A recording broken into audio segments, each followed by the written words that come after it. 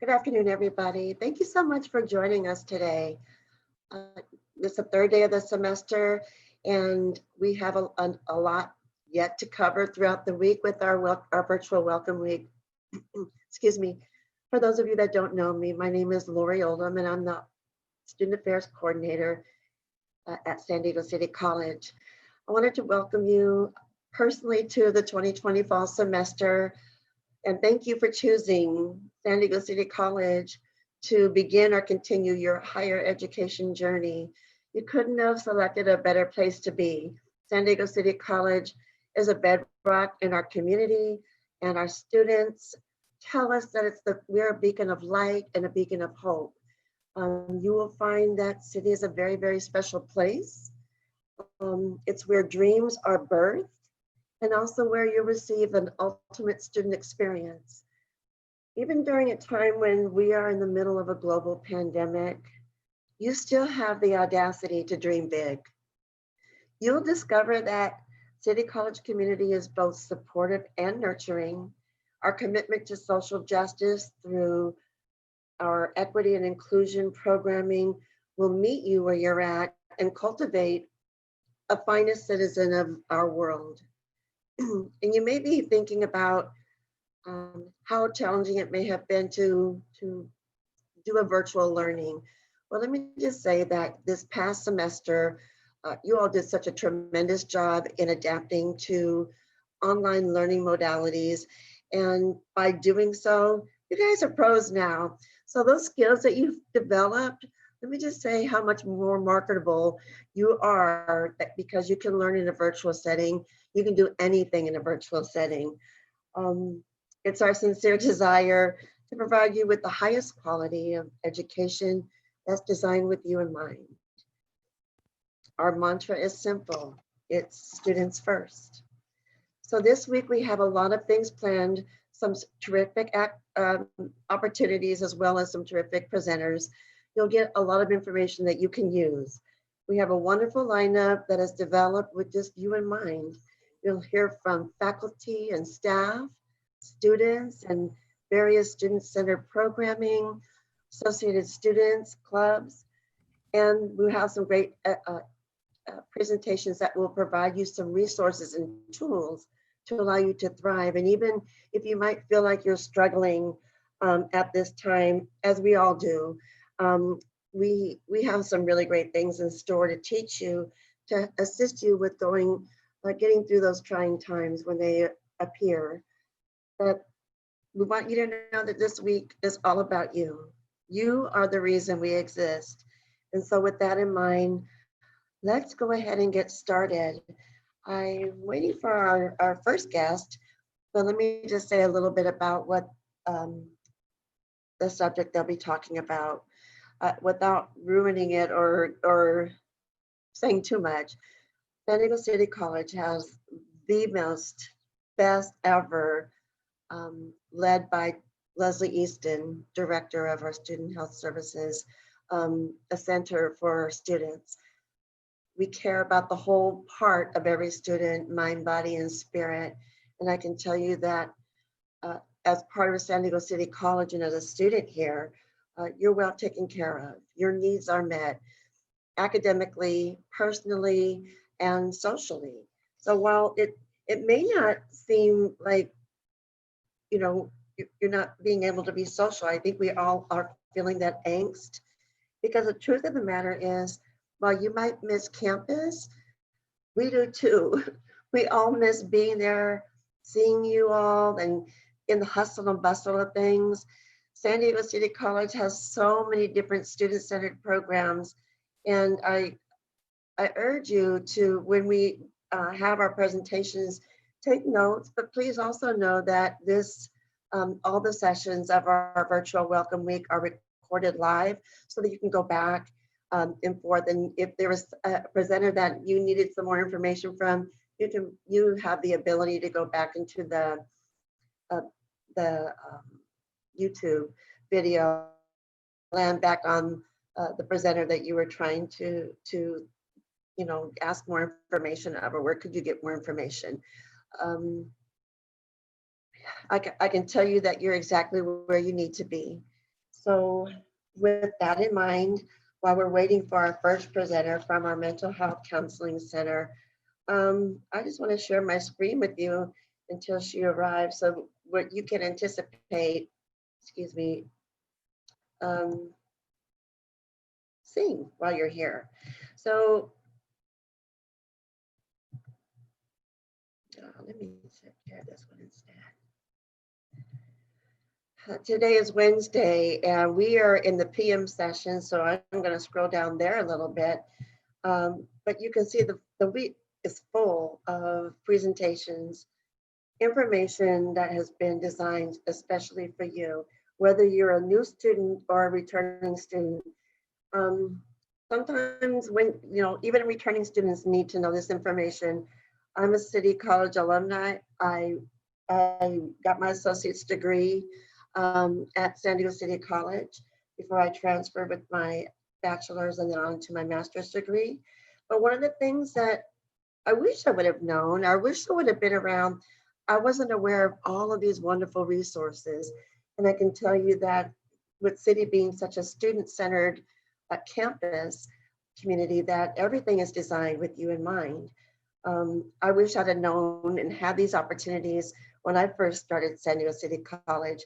I did very well because I had a lot of great professors and I had a lot of support just by meeting new people and learning about subject matters with folks that are different from me. With a whole huge diverse group of people, so I could understand and learn about different um, perspectives, and that really just enhanced my education at San Diego City College that much more. I can tell you that everybody belongs at City. There's not anybody who doesn't belong here. So you're exactly where you need to be. And I'm so glad that you've joined City College and chose us to be your to meet your higher education needs, is what I should say. Um, Additionally, while we're talking and awaiting our presenter, as the Student Affairs Coordinator, I work closely with the Dean of Student Affairs. He and I co-advise the Associated Students Government, the Interclub Council. We create a lot of cultural programming for our entire campus community. And you'll see a lot of that coming. Excuse me, I'm sorry for the interruption. I think my guests have arrived. Emily, is that you that I'm waiting on? Yeah, that's me, Lori. Oh, good. I'm so glad you've joined us. I will stop sharing my screen. Thank you for letting me share with you, to my viewing audience, some of the things, the terrific things about San Diego City College. And at this time, I'd love to introduce Emily. She's from the Mental Health Counseling Center. And I'm just going to throw it her way and let her begin. And thank you so much, Emily. We appreciate you being here today. No problem. Thanks so much, Lori. Hi, everybody. Like Lori said, my name is Emily. I am a clinical counseling intern at the Mental Health Counseling Center here at City. And before we go over, kind of what services are available to you, I just wanted to start off by doing a 5-minute meditation just to get us all centered. And so, first let's let our body relax a little bit and maybe reach up high above your head, stretching your arms and breathing in as you reach up, stretching your body very tall. And now let your arms relax and breathe out as you place your arms at your sides, or you can put them in your lap as well. And I invite you now to close your eyes if that's available to you, or you can also just look down and let your eyelids soften. And as we relax, start noticing your breath. Notice how your breathing can relax you by taking slow, deep breaths in, holding your breath, and now breathing out slowly. Breathe in and out, continuing to breathe deeply and slowly.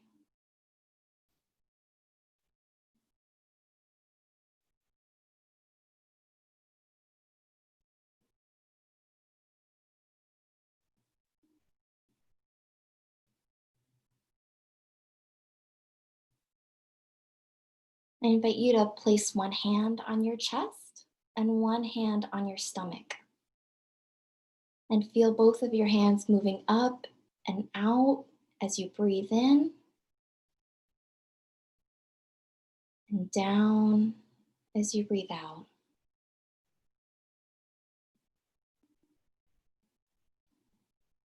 Feel your hands moving up with your chest and stomach, gently moving in and out with each breath.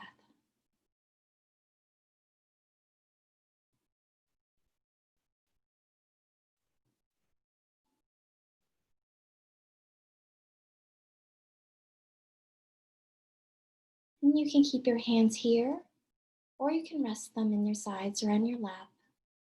But just keep noticing the way your breath is calm and slow.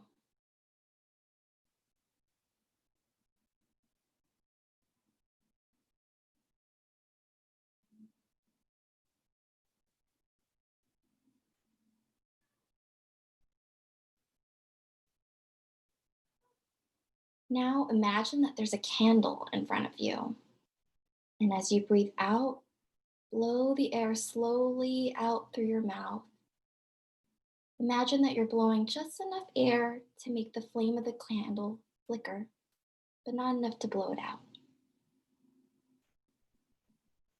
And when you breathe in, imagine that the flame of the candle flickers and leans towards you.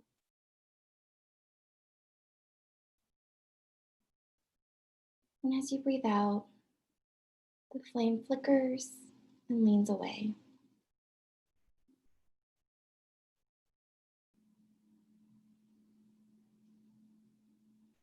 Imagining the flame of the candle moving in and out with each breath.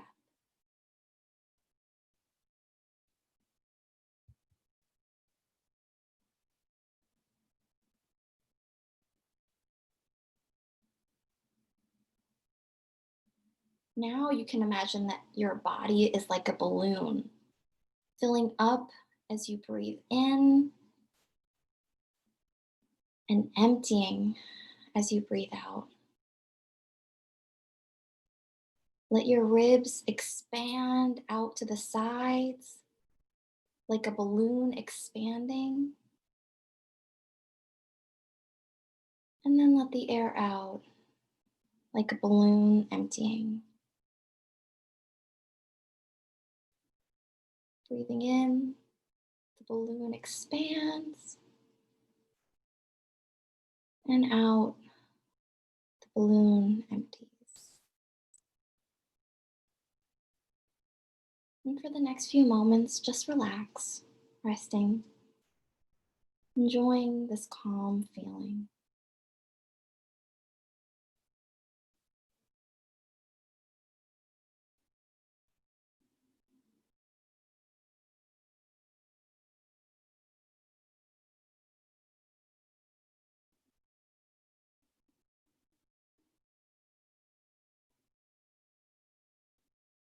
And you can slowly start to wiggle your fingers and your toes, wake your body back up. And then when you're ready, you can open your eyes and continue about the rest of your day. All right. Thank you so much. I No, appreciate this so much, Emily. no problem. Thank you for doing that with me. And I now want to show a little PSA that we made from the mental health office, and it'll give you a brief overview of some of the services that we provide. Thank you.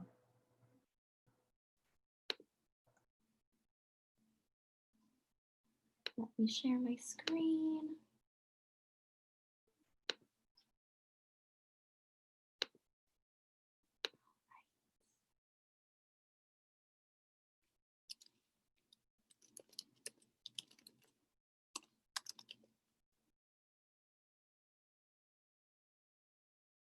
Hey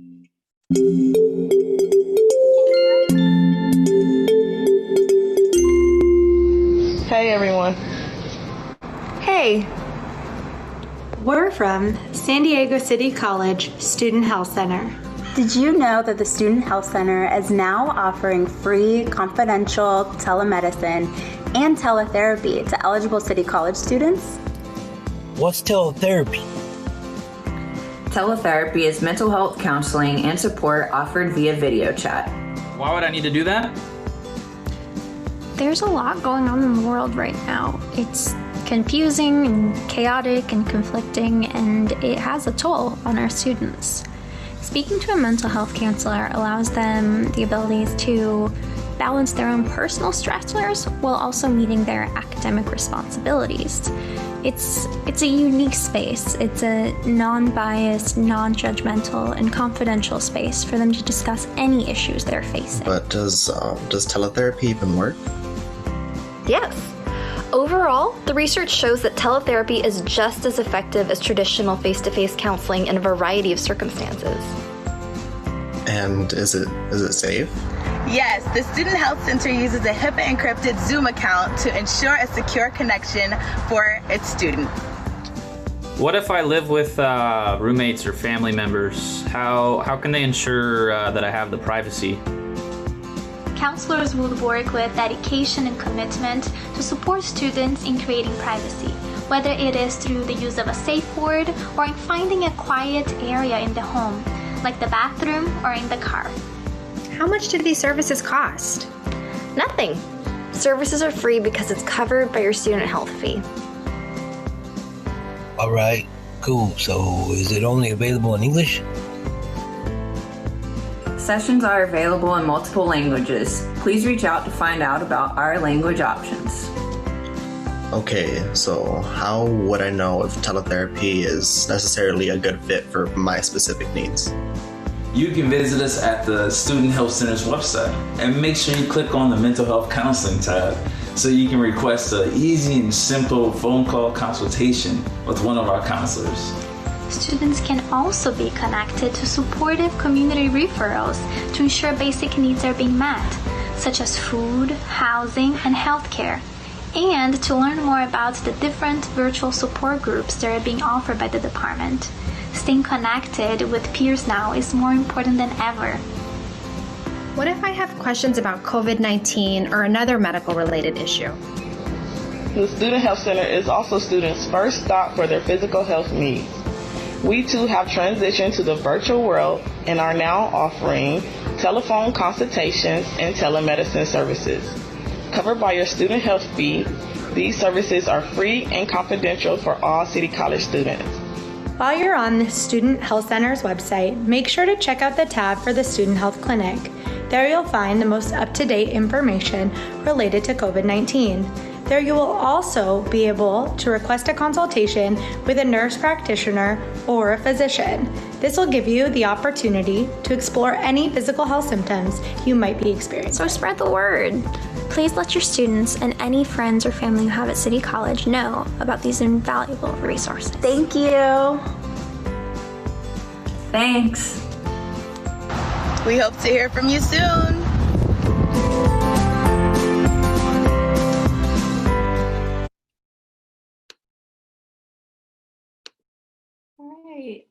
So that was just our quick PSA, kind of going over our services. But I want to also let you know that we offer individual, family, and couples counseling, and the only requirement is that one student be currently enrolled.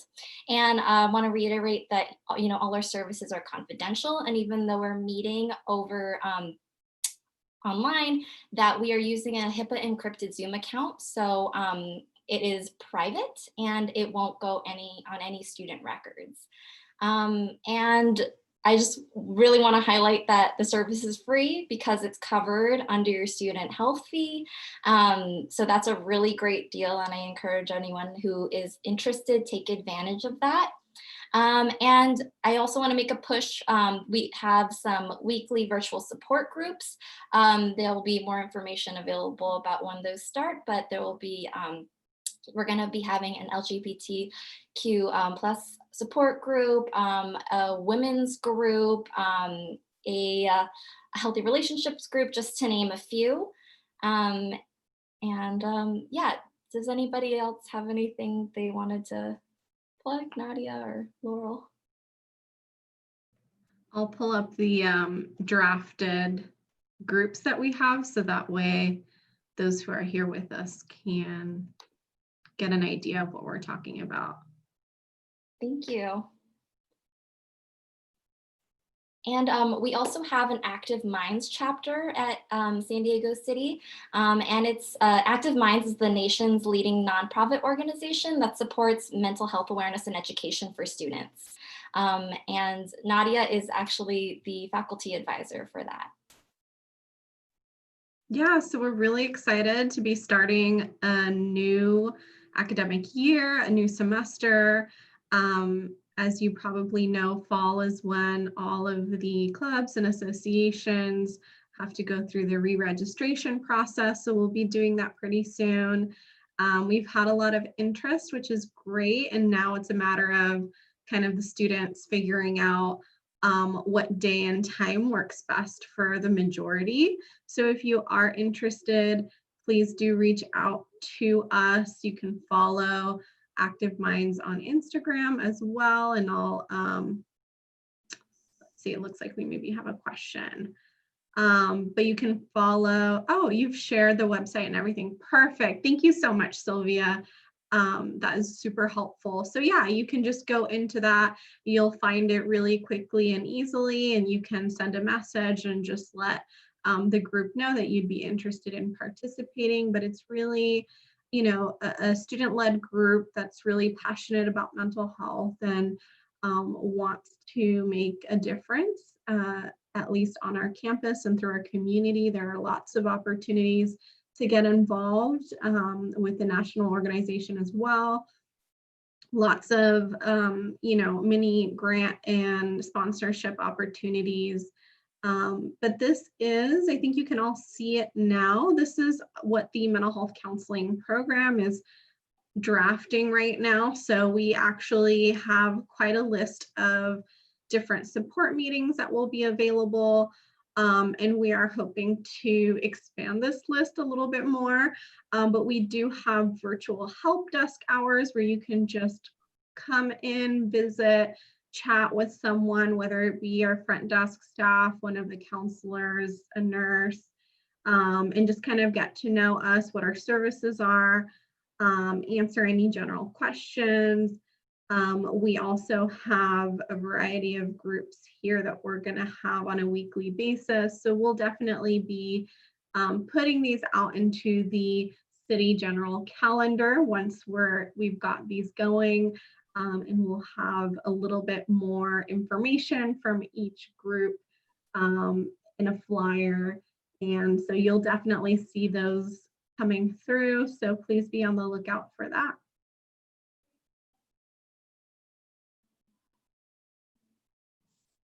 Do we have any questions maybe? There was an earlier question that came about, Nadia, and that was so Emily covered that the services are free and to the students, but is there any additional cost for the folks that they may be having issues with or need relationship assistance? And is that question, and the other question would be, is there a limit on how many sessions that students can have during the semester? Oh yeah, great question. So other than individual counseling, we also provide couples and family counseling as well. And really only one person within those units would have to be enrolled in one class at City. So even if it's like a half unit, that's considered a class. So, you know, you'd be eligible for services. And if there were something that you wanted to work out, you know, with your partner or maybe mom or, you know, your child, you can definitely receive those couples and family services as well. Again, only one of you would need to be enrolled. And there's no specific set number of sessions. We are, of course, a short-term model just because we follow that academic calendar, and we have to be mindful of the breaks that come up, right? Some are longer than others. And so, we need to work around that, but we don't have a set number of sessions. We try to cater to each individual or each family or couple that comes in. So that would all be kind of discussed with the counselor once you meet. But absolutely great questions. Thank you, Lori, for bringing that up. Thank you, Nadia, and also Emily. I just want to say Active Minds is one of our most active clubs on campus, and they do such great work.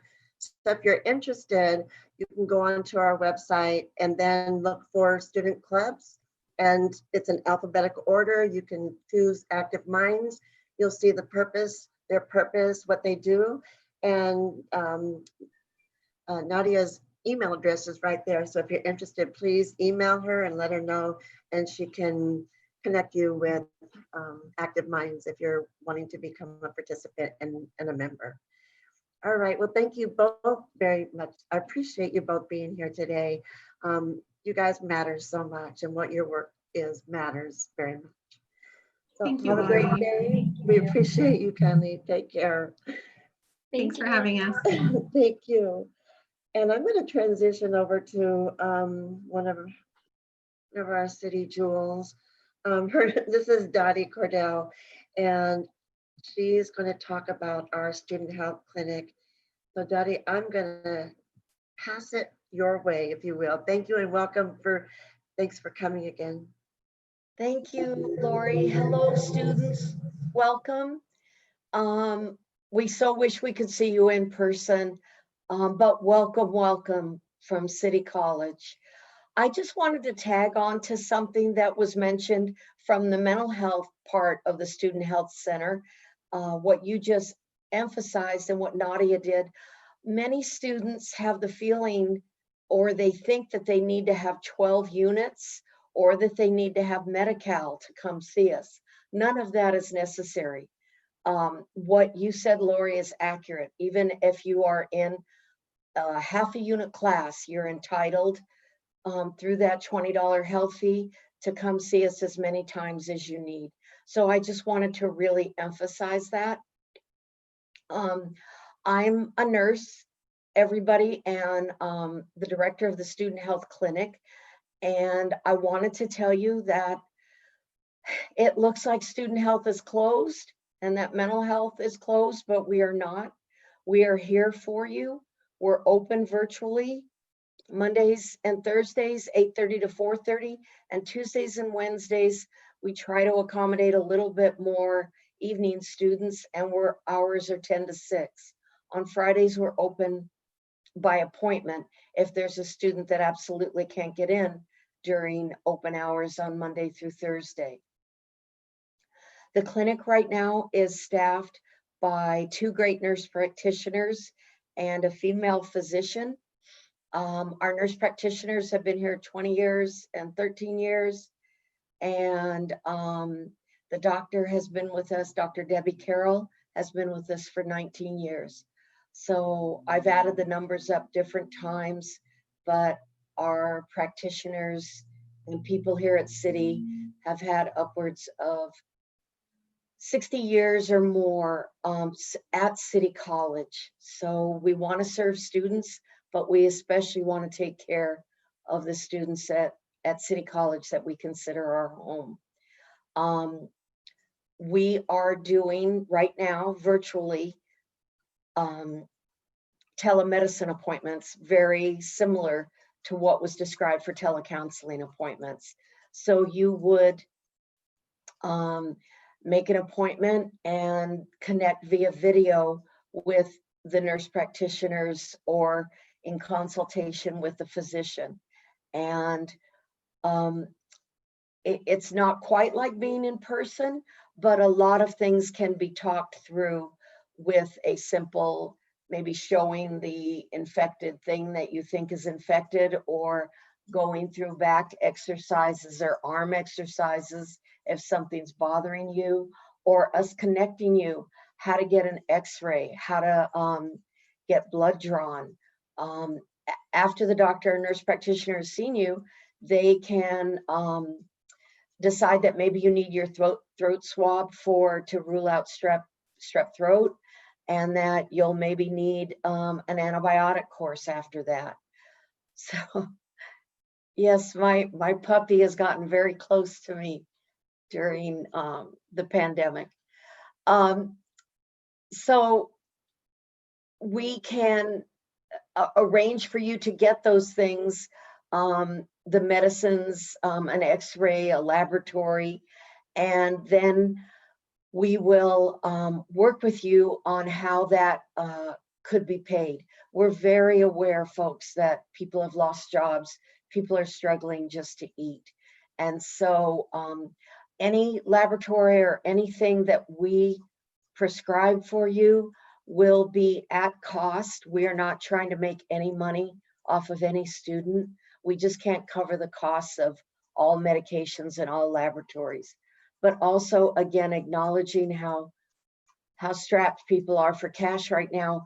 If you can't pay for what you need for your health care, we'll write you an IOU and figure out the money part later. What's important is that you get taken care of and get health care, and that you're able to stay in your classes.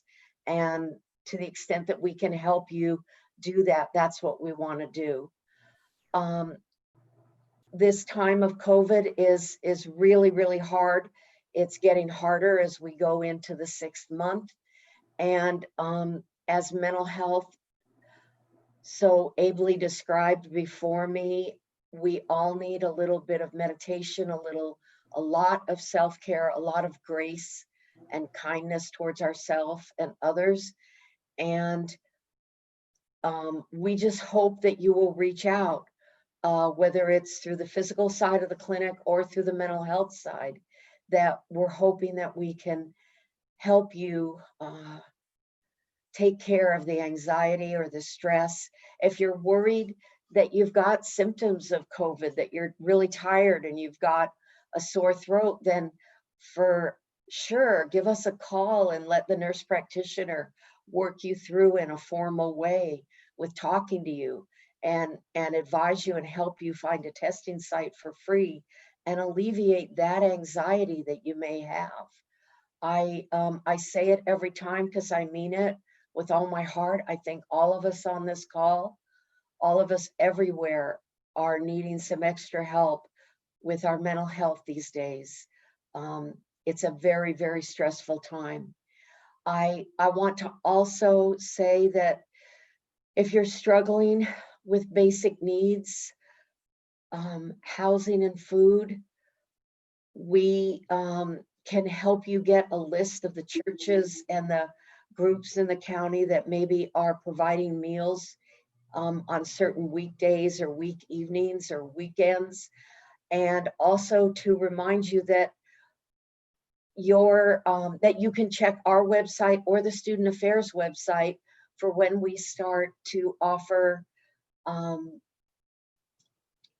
distribution of meals. We used to do that twice a month, students in person at City College, and it was really, really well received and needed by so many people. So we're going to reinstitute that. And Sylvia, if you could do me the favor of typing into the chat when that's going to restart. But we're going to be offering that with the food already being boxed up for you and putting it into your car or back seat or trunk and via a drive-through modality. So with the mental health people that have talked and with me, I hope that as a City College student and in our community, that you will reach out to the people that have been here. Everybody that I see on this phone call from City has been here many years. And so please start with us as you're finding yourself needing things through this semester. If you call any one of the departments, I think we're all going to try to help direct you to the right spot, whether it's the academic counseling area or the career center for jobs or wherever. Just pick up the phone and give one of us a call, and we'll try to help you with any of those things that you're encountering during this pandemic. And I think I've covered everything, but Lori, let me know if there's other questions or if I need to emphasize anything else. Well, really, you covered the gamut of it. Thank you so much. It was a very comprehensive overview, Dottie. But what I'd like to express to our viewers, our students out there, is that what what she explained to you is the absolute truth. I was a student at San Diego City College working on my associate's degree, and I came down with a bad case of bronchitis. I didn't have any insurance. I didn't have a job, and I didn't know what to do. I was referred to go to our student health clinic, and they took care of me. And the IOU that Dottie talked about, that's been going on for a long time. I couldn't afford to buy the antibiotics at the time that I needed, but I was able to get them. I was able to get the test to show that I needed them. And it was not till later, probably the following year, that I was able to pay them back. But I cleared my debt, and I just thought, what would I have done without City? I just want you to know how caring City is, and you're exactly where you need to be. Go ahead. You made me think of something, Lori. Sometimes we can get medications donated from different clinics and physicians in the area. So if we get some darn expensive inhaler that's $60, that's the cheapest you can get it, we definitely will find a way to get that into your hands free. If we got it free, we certainly will give it to you for that. And yes, try us, and you can give us a call even if you're not sick, if you just want to talk about things and how to get healthier. We're happy to be connecting with you. Connections are important right now. They certainly are, and a friendly ear as well, because I'm just, this is, for me, this is therapeutic, and seeing you, because for all of us here, we don't see each other. This is how we see one another, is in a Zoom meeting. And so I'm grateful for the opportunity to share this time and space with my colleagues who I miss so dearly, and all of you who I can't wait to meet or can't wait to see again, because we miss you. We miss you being on campus. We miss everything about our campus life. Thank you, Lori. Yeah, thank you so much, Dottie. Have a great rest of your day. We really appreciate you. Thank you. Thank you. We are going to go ahead and transition over to our next presenter. And if I may, I would love to introduce you to Jamie Sievert. And Jamie, I'll let you take it away to talk about your programming. Awesome. Thank you, Lori. Hi, everyone. My name is Jamie Sievert, and my pronouns are they, them. I'm a research and planning analyst with the San Diego Community College District Office of Institutional Research and Planning.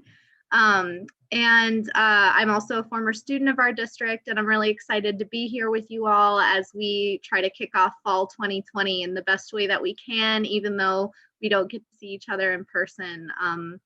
I'm still very excited for this semester, and I hope that to whatever extent you can be, you are too. So I'm working on a project right now, and I'll go ahead and share my screen. On LGBTQ+ student experience and success in our district. And so our district's never done a study like this before. We haven't gone out onto campus, or I guess in this case on Zoom, and talked to our LGBTQ+ students about your experiences and what we could be doing either better or what we're already doing successfully, and just trying to make sure that your voices are heard when we make decisions at the district or college level that impact you, not only as a student, but we're also, for the purpose of this project, wanting to make sure that you as LGBTQ+ students are also heard and uplifted as we make decisions. So the focus group is about 2 hours long. It will be via Zoom. You're more than welcome to hide yourself. You don't have to have your camera on if you don't want to, if you're not comfortable. But we did have one group already, and it was really fun. As Dottie and Lori were saying, connection's so important right now. And it it was really a really amazing experience to get to sit and talk to the students who participated and to see you know, the interactions and the stories. Listening to your stories was just really amazing for the one group that we've already been able to have. So I'm hoping that you'll join us for the fall 2020 groups. So it's about 2 hours. Participation is entirely voluntary, and you may withdraw at absolutely any time. You are not expected, if you sign up and show up, to stay if you don't like it. It won't affect you in any way, shape, or form. It won't affect academic life or anything. Everything is extremely confidential. If you maybe tell a story or something where some of the details, maybe a professor or another student might be able to tell who you are, I'll be de-identifying, you know, taking out little details that seem maybe identifiable. But it's really important, though, that we collect data that aren't just numbers on a screen. It's really important that we get to talk to y'all and really understand what your experiences are so that we can have a better campus community for everybody. And so, like I said, you can retract your consent to participate at any time, or retract it at any time. I have my email address up here on the screen. I'll also put that in the chat, as well as a SurveyMonkey form. And so the SurveyMonkey form, you just fill that out if you're interested. It's not a set in stone commitment to participating. It's just, hey, I'm interested, and here's some information about me, and yes, you can contact me.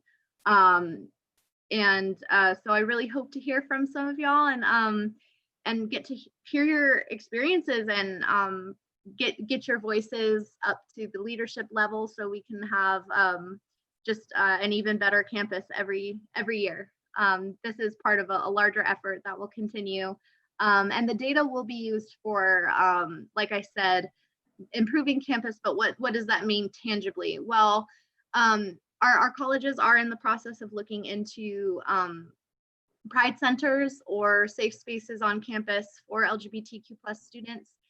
So of course, your desires and input on that would be invaluable as the colleges move forward with those plans. And also, you know, it can inform a million things. That's why I need to talk to you. Maybe there's some gaps I don't know exist that I really would benefit from hearing about from you. So for example, maybe we'll find some patterns that point that we need better training on campus or for faculty or staff. So there's really, since this is something we haven't done before, it's kind of wide open, and it's going to be, it's somewhat structured. I do have questions that I'll ask, but it's really important to me that I hear from you, because I'm not going to, you know, it doesn't matter how many papers I read and, you know, how diligently I try to map out my questions. It doesn't mean that I'll hit every point that's important to you. So it will be somewhat open. I am interested in tangents and veering off topic and just getting to know you and your experiences. So I'm really hopeful that you'll sign up or email me. Feel free to also reach out if you have any questions. And I'll go ahead and put that stuff in the chat. Yeah, so while you're doing placing that information in there, if we might be able to talk about the importance of pronouns and why we have pronouns, and also a little bit of what your research, what the data will do, how it will provide, you know, greater insight as to what kind of programming comes out of your research. Thank you.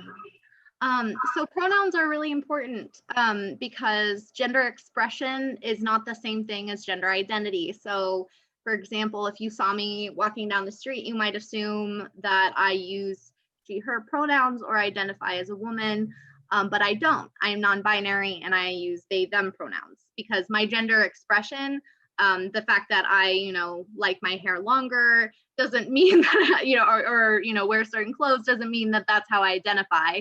And so, you know, normalizing asking someone's pronouns or referring to someone you don't know in a neutral way is really meaningful. Folks like myself who, maybe we're not seen, as frequently as we'd like to be. It's also important that allies normalize sharing their pronouns because, even if your gender expression and gender identity do align, it helps normalize folks with gender nonconforming identities when allies say, I'm she, her, and make it so that it seems like you shouldn't be able to tell my pronouns, even though I am a cis woman or cis man. So that can create a really welcoming space and safe space for LGBTQ plus folks. So those are some of the reasons that pronouns are important. And then the data for the project, like I said, it's pretty wide open. There's so much opportunity here because we've never done a study like this before. But everything that we're collecting is for the purpose of improving experiences on campus. So like I said, while the colleges work towards establishing pride centers or reevaluating their curricula, or maybe looking into the way mental health or physical health services work for our LGBTQ plus students. I mean, there's such a wide array of things we just don't know because we've never asked before. And I'm really, really excited to ask you now. And so we can kind of envision a welcoming, not that, I think in my experience, I felt very welcome at City College, but we do want to make sure that that is how it is for everybody. And also respecting the fact, and this is another important aspect of the project I should share, is that the focus is on LGBTQ plus identity, but there are intersecting identities along with gender identity or sexual orientation that will impact your experience as a student. And I want to honor that, and I want to listen to that, because my experience as an LGBTQ plus student in our district who is white and grew up in a middle class family is going to be very different from other LGBTQ plus students who have very different backgrounds, and less privileged backgrounds than what I grew up in. And so that's something that's important to this study as well, is just really getting to talk to you so that we're not putting anybody in boxes and making assumptions based off of one data point or, a set of data points that are all clumped together. It's important to hear your voices. So I'm really, really excited about all of that. So I hope you are too, and I hope to hear from you. And I'm really excited for fall 2020 City College, and wish you all the best of luck. Thank you so much, Jamie. I don't know if this is too personal to ask, but I hope you don't mind if I do. But while you were sitting there explaining the importance of pronouns and using pronouns in an introduction, like you do every time you're with us, how helpful would it be for our LGBTQ plus community to, when they go into class, for example, and the professor is introducing themselves? Since you were a student at City College, how would it make you feel if they began to use pronouns? How would that impact your learning experience?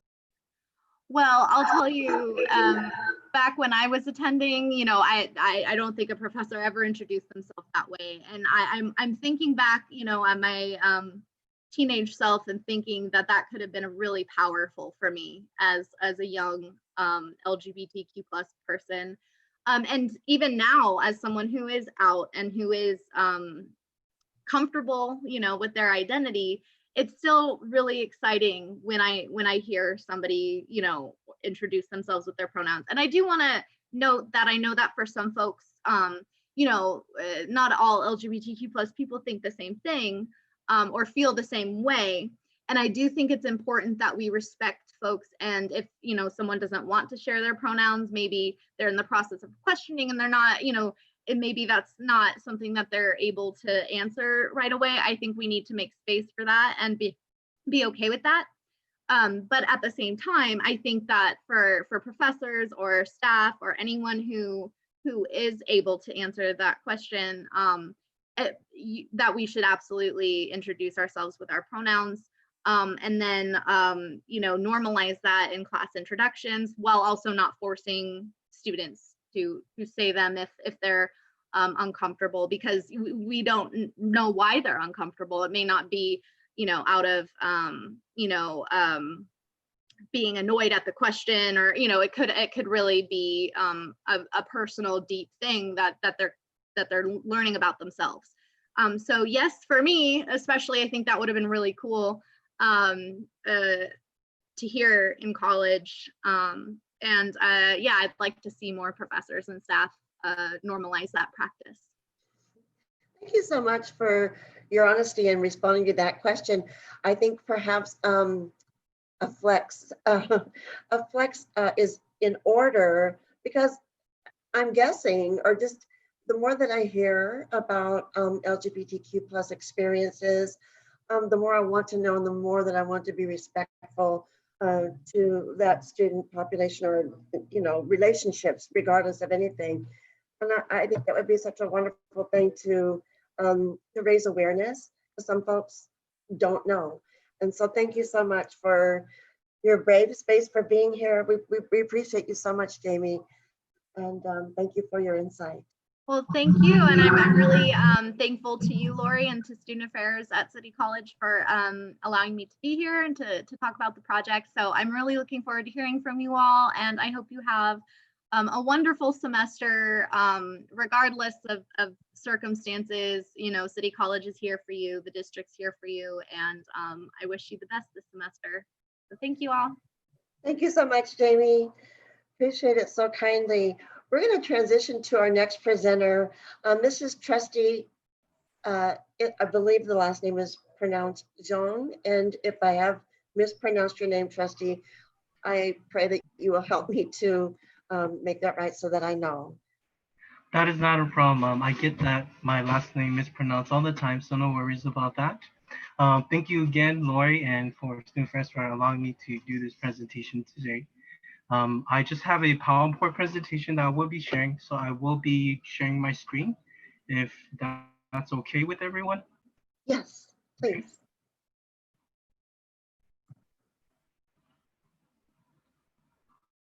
All right, so can you guys see my PowerPoint presentation here? Yes. Okay, perfect. So just a little introduction. My name is Trustee. I work in the financial aid office here at City College, at the beautiful San Diego City College here. As you can see the picture, it is a beautiful day out. And also I am the student service assistant there. So today I'm just going to be giving you a presentation about what the FAFSA is, who is eligible for it, the different types of aid that comes with FAFSA, the important deadlines, and also what are the disqualifications, how to appeal for it, and also during this COVID-19, the different types of services we are offering as well. And so let's move forward. So just a little quick background about what is FAFSA and how to apply. So what FAFSA stands for is, it stands for Free Application for Federal Student Aid. So as the name indicates, this is a free application. So if you try to apply for federal student aid and you have to pay for it, that's a big red flag and notification to you that this can be a scam, or it's a phishing type of website that's trying to scam you for your money. So the FAFSA is always free. You will never have to pay for it. And so that is definitely a big flag for everyone, just to make sure you watch out for that. How to apply for FAFSA is relatively very easy. You apply online. I have posted the website here on my PowerPoint as well. Or if you want, you can just go on Google or Yahoo or any search engine and just type in FAFSA apply or FAFSA. And the first website that you see, the first two websites you should see are the websites where you can go and apply for FAFSA. So who can apply for FAFSA. I listed the basic requirements for those who can apply for FAFSA. To apply for FAFSA, you have to be a citizen or a eligible non-citizen of the United States. Also, you have to have a valid social security number and also have a high school diploma or general education. Some of the more detailed eligibility are, of course, you have to be also enrolled in an eligible program at a college who is a institution that has a financially applicable degree or certificate. You also have to meet satisfactory academic progress, which means you have to maintain a good record of your grades. I'll go into more detail about that later in the presentation. And then also you have to not owe any refund on a previous federal student grant or be defaulted on a student loan status. And also you have to not to be convicted of any possession of any illegal drugs or an offense that occurred while you were receiving financial aid. And I'll go more into detail into that in my later presentation. Moving on to our next slide, we have the different types of financial aid, and I also posted the deadline dates because, as we all know, deadline dates are very important. We definitely do not want to miss these deadline dates. So for the FAFSA application, the application always opens on October 1st, the prior year, and then it ends on June 30th, which is the current year. Just to kind of give you an example let's use the 2021 academic year. So for the 2021 academic year, the FAFSA application opened on October 1st, 2019, which is October 1st of the prior year. And then it ends on June 30th, 2021, which is the current year of the academic year. It does get a little tricky, but then just keep in mind that the FAFSA application always open on October 1st, so always check that date to apply for FAFSA. The major grant for the FAFSA is the federal Pell Grant. The federal Pell Grant is another source of financial aid to help you pay for college. Unlike loans, this is money you get from the Pell Grant so that you don't have to pay this money back. They are usually reserved for undergraduate students. And then we move on to the different types of state aids, which is Cal Grants, the California Chafee Grant, the California DREAM Act application, and the California College Promise Grant. The Cal Grant is money for college that you also do not have to pay back. To qualify, you must apply for the FAFSA, and you have to meet the eligibility requirement and the GPA requirement as well. There are different types of Cal Grant. If you want to go into more detail about that for the sake of time, you can always visit CSAC, which stands for the California Student Aid Commission. Just Google CSAC or just Google California Student Aid Commission, and then you can find more information about the different types of Cal Grant. But then in general terms for the application deadline, the Cal Grant has an earlier deadline date than the FAFSA does. The deadline is March 2nd.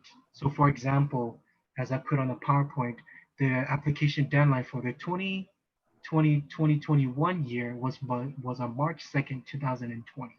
So the deadline has already passed. So in order to apply for a Cal Grant for the next academic year, the deadline will be March 2nd, 2021. So the next we have the California Chafee Grant. So if you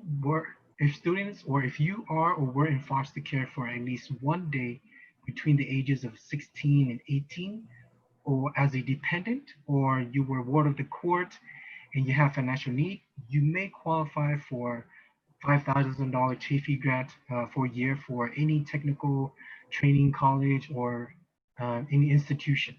This is also money you do not have to pay back.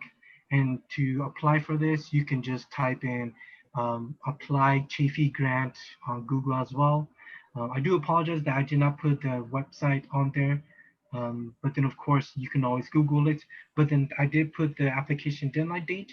It is very similar to the FAFSA. Once again, it opens on October 1st, and then it is due on March 2nd, like the Cal Grant. And then moving forward to the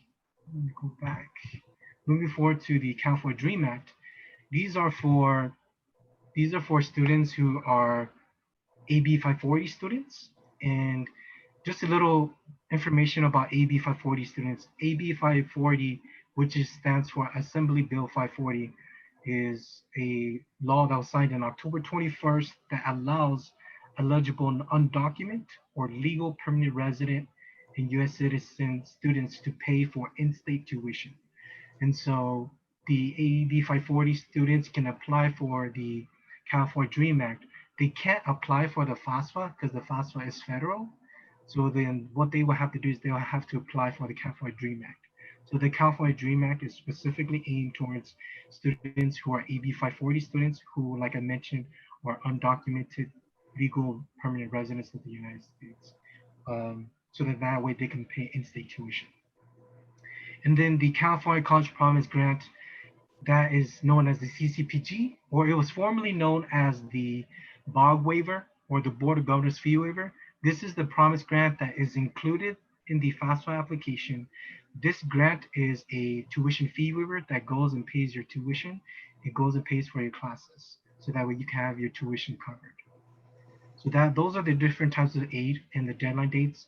And once again, these deadline dates, they all begin on October 1st, but they do have a different deadline date in terms of the Cal Grant, the Dream Act, and the GV Grant. So moving forward, we will go to my next slide, which is the FAFSA disqualifications. So here you can be disqualified from receiving financial aid. The first one is if you do not demonstrate any financial need as calculated by your FAFSA application. So once you submit your FAFSA application, the FAFSA will use a calculator and it will determine your EFC, which is also known as the Earned Family Contribution. What they do is they use your income that you report on your FAFSA application to determine your financial need. If your financial need is too high, you will get notifications stating that you do not demonstrate any financial need, therefore you are disqualified from receiving the Pell Grant or any financial aid. The next disqualification is being convicted of a drug offense. So if you were receiving financial aid and you were convicted of a drug offense, you will lose your financial aid eligibility. But then of course, if you want to be reinstated, you will have to go to FAFSA directly and appeal to regain your eligibility. And for the next disqualification is if you have a bachelor's degree. So FAFSA is intended for undergraduate study. So if you have a bachelor's degree, you will not receive any financial aid. But then of course, you can always apply for loans and other alternative loans to help you with school.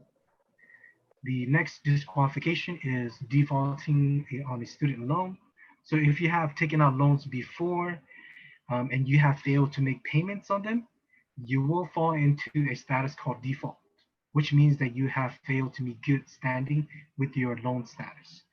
So you will not be eligible for any financial aid until you have settled your defaulted status or you have reobtained good standing, which means that you'll have to pay your previous loan or you have to make payments and return to good standing for your defaulted student loan status.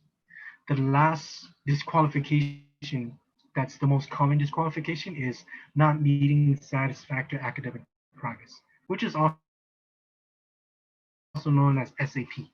So SAP, by not meeting SAP is a calculation that is done to determine if you meet academic progress.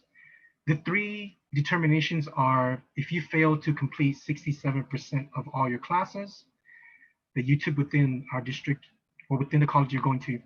F's and W's, they count as a 0% completion rate. And so of course those classes will affect you and will make you drop below the 67% completion rate. And then also another one is if you fail to meet a 2.0 cumulative GPA. And then the last one is if you go above 90 units with our school, because we are a City College is a junior college, so we are a community college. So then we have the associate degree program. So of course, if you go above 90 units, you will have to appeal to explain why you went above the 90 unit mark.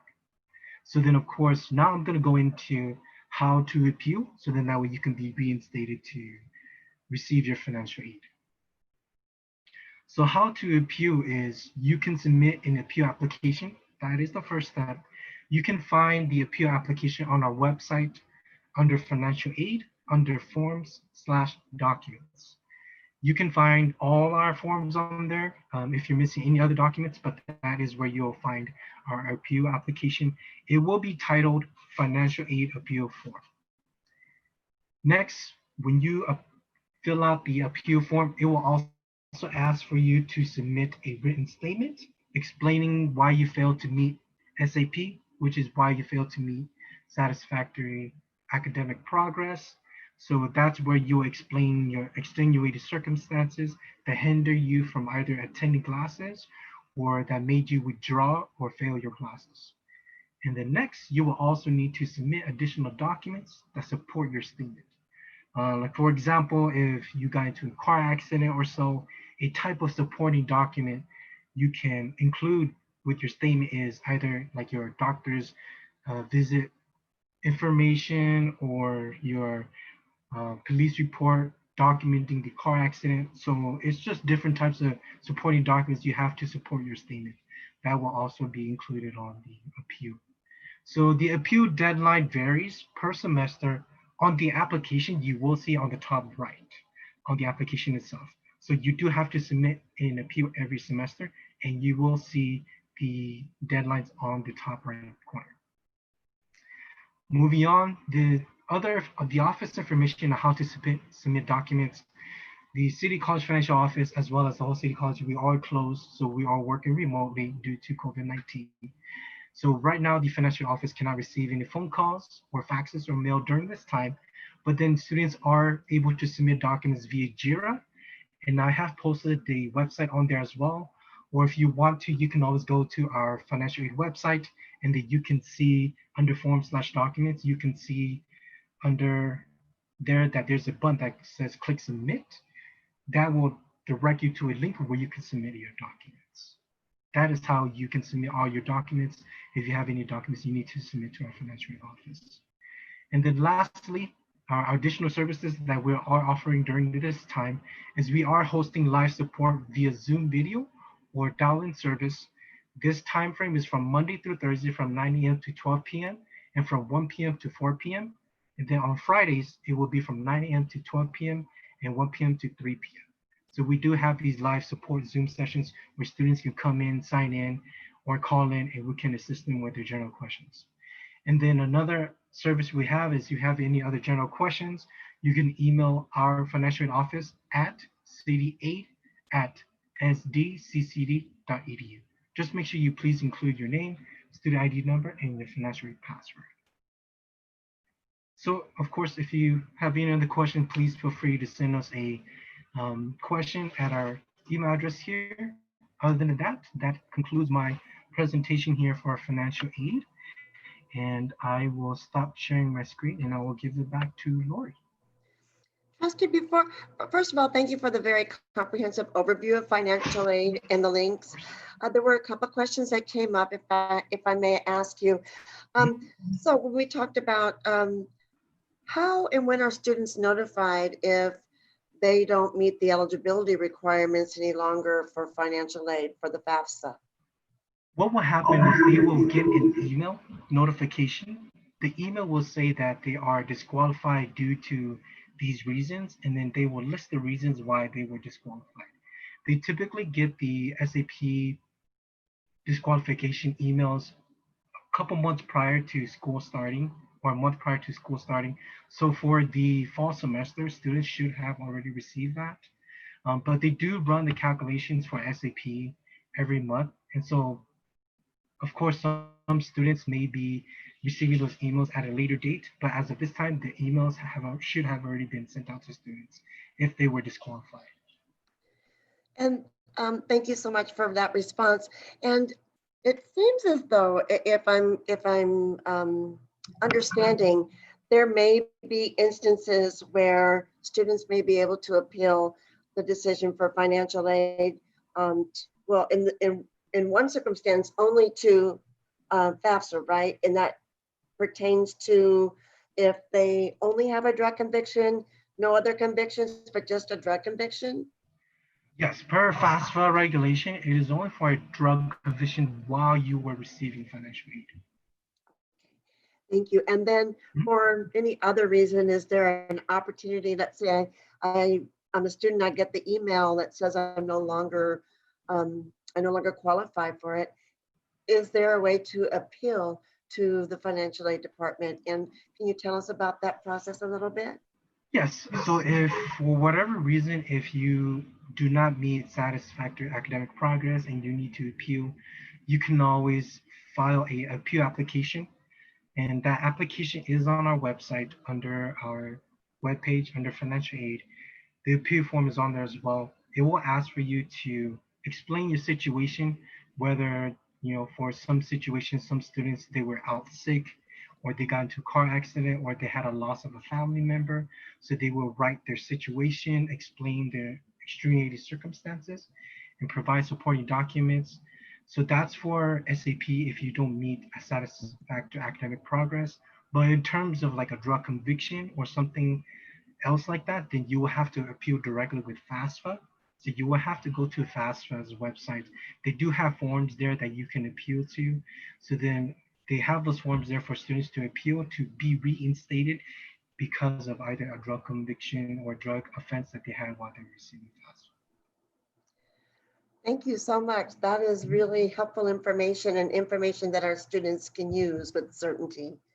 Trusty, I want to thank you so much for such a wonderful comprehensive overview of financial aid.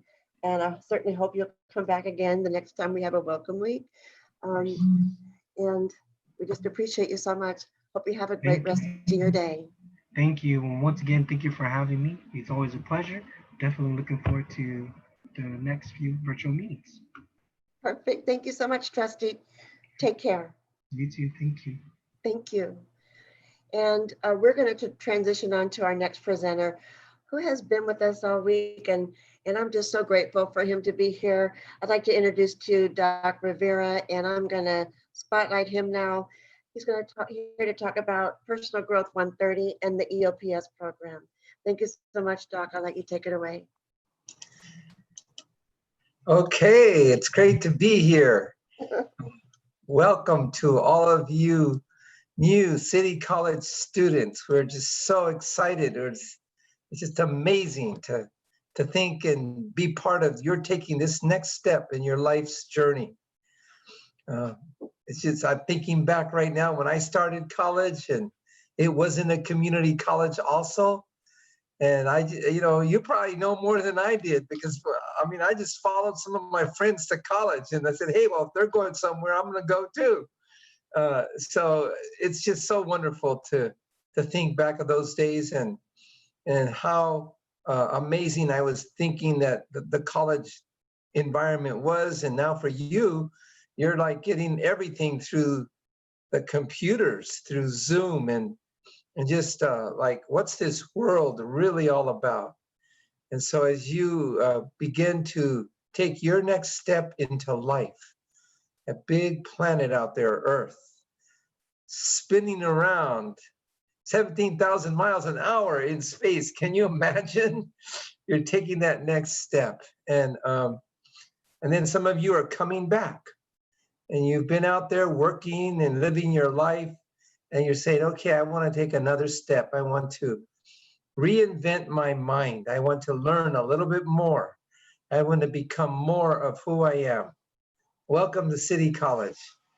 You're hearing about several ways that college works today and how college comes together to so that you can do everything you're here to do. You just heard about financial aid, and that's a big part, right, for all of us, no matter what we do. So that part's being looked at. And then there's the studying part and the emotional part. Do you belong at City? Do you feel like you belong someplace? So we want you to know you belong here. And we are prepared ourselves to welcome you in a way that meets you where you're at. So this is one of the programs also that does that. EOPS, right here, Extended Opportunity Programs and Services. This is a program that was established way back in late 1960s, like 1968, 67. And it's a result of the civil rights work in our country. Today, we call that social justice.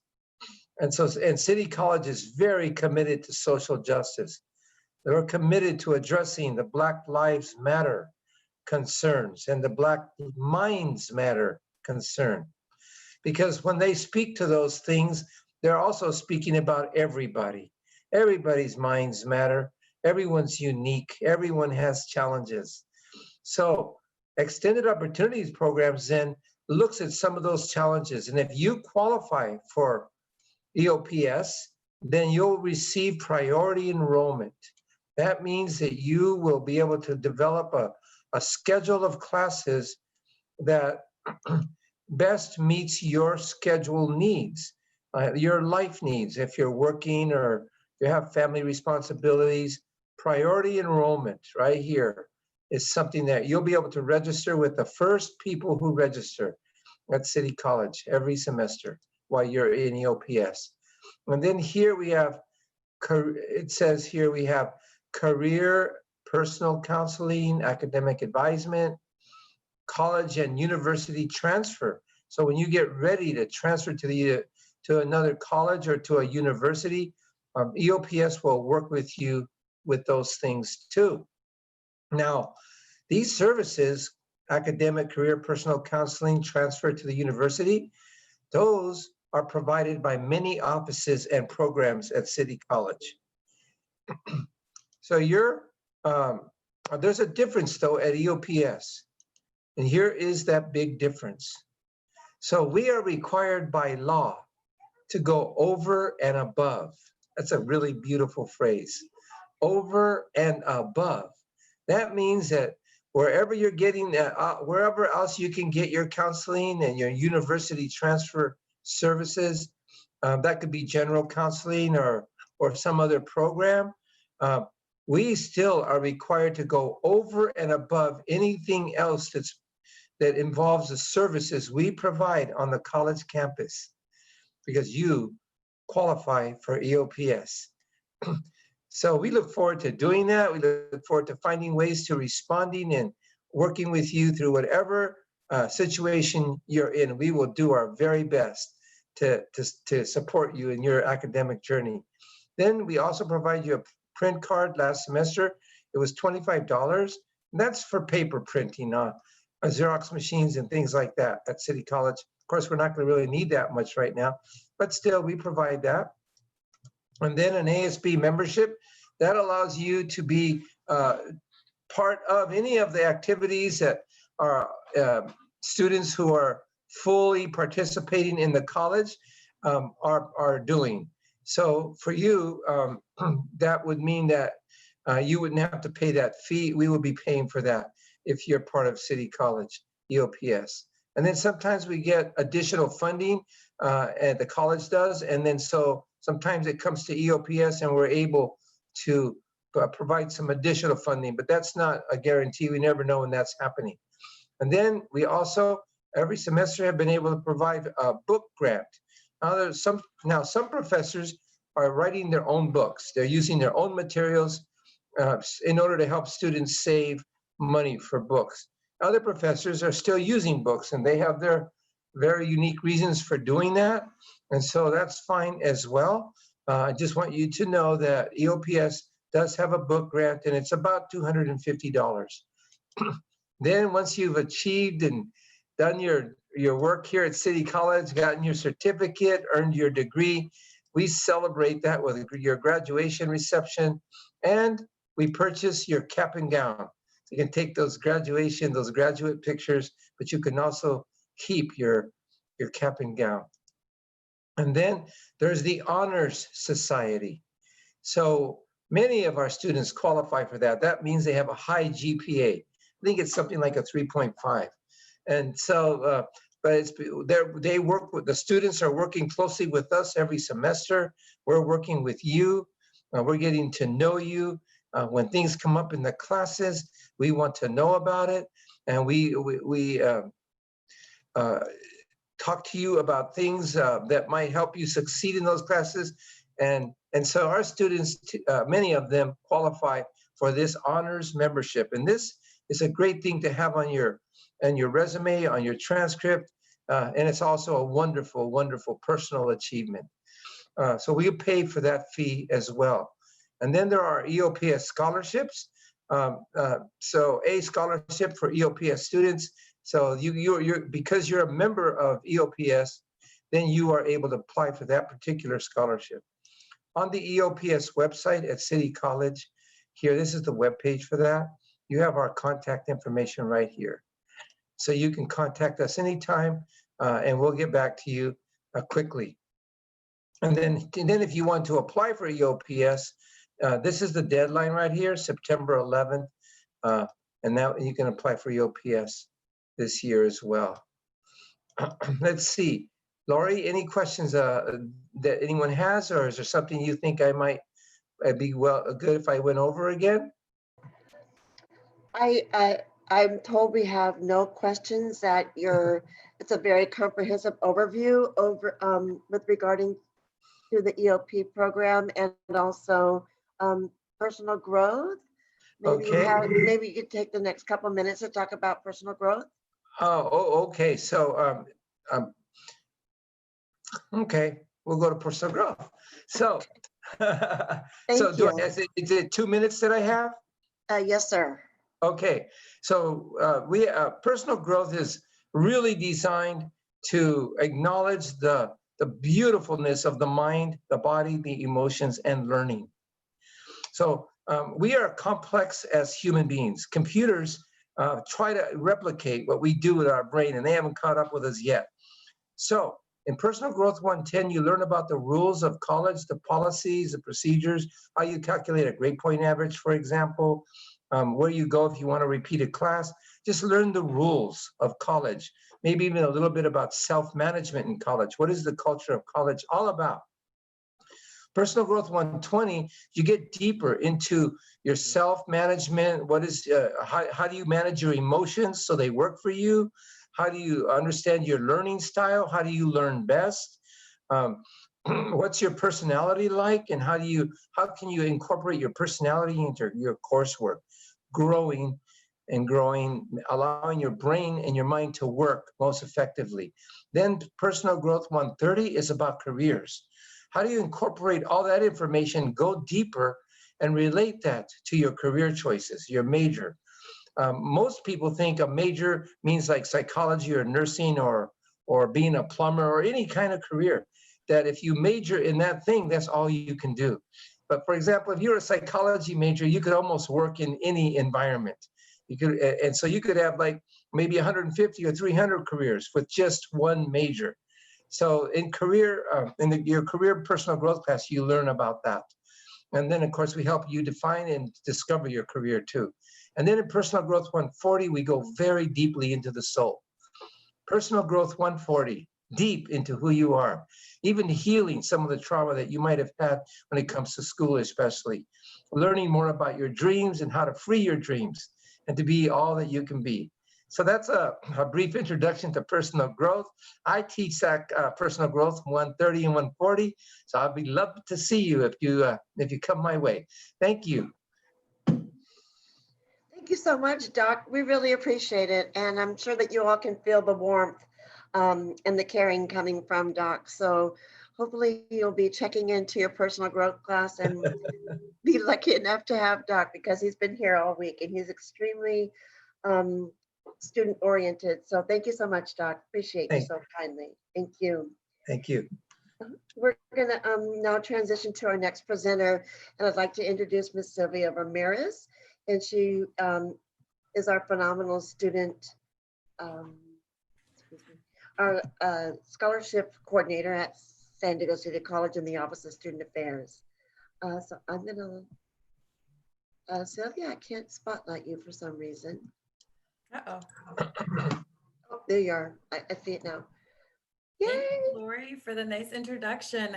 Hello, everyone. As Lori mentioned, my name is Sylvia Ramirez, and I am the scholarship coordinator here at San Diego City College. I'm going to share my screen with you today so that I could share a few opportunities that we have coming out of my office that you are eligible to apply for. So this is my contact information. I've placed my email and my name. If you have any questions throughout the presentation, you are able to ask on our YouTube channel. And if you don't feel confident or comfortable asking questions via YouTube, you can email your questions to me directly. The wonderful thing about San Diego City College Scholarship Office is that we have scholarships specifically designed for our San Diego City College students. What that means for you is that you are only competing against other students on campus who are applying for these scholarships. Typically, when students apply for scholarships, they're either competing statewide, nationwide, and that makes it a little harder to win a scholarship because you are competing against a larger number of awardees. For San Diego City College, we have our scholarship cycle kicking off every single year at the beginning of our fall semester. The next slide I'm going to share highlights a few scholarships that we're sharing and kicking off this semester. This semester, we are opening strong with Friends of Downtown. Friends of Downtown Scholarship has long been a partnership between San Diego City College and Friends of Downtown. They have been generous enough to award over $600,000 to us throughout the years. They have 2 scholarship applications open. One is going to be for those who have achieved academic excellence and have a 3.0 or above. The next scholarship is going to be for those who are in a technical or vocational career. You can learn more about these scholarships by visiting sdcity.academicworks.com.